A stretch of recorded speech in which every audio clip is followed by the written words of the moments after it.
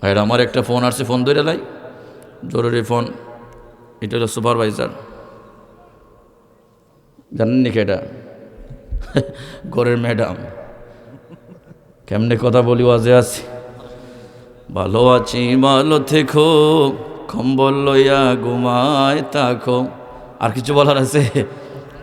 ওয়াজে আছি ওয়াজ করছি, ভালো লাগলে শুনতে পারো।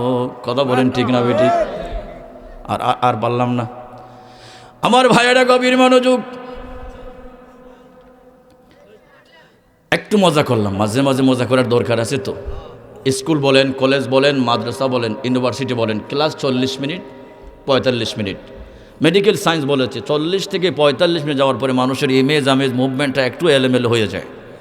এই জন্য মাঝে মাঝে একটু দরুদ হামনাত পড়ে আপনাদের ইমেজটা ঠিক রাখি, যে যাতে আপনাদের অলসতায় কাজ না করে তন্দ্রাভাব না আসে। আল্লাহর হাবিব মাঝে মাঝে ইসলামিক মজা করতেন। রসুল ইসলাম খেজুর খাচ্ছেন সাহাবাই কেরাম নিয়া, আল্লাহর হাবিব খেজুর খেয়ে মাওলা আলীর সামনে রাখেন।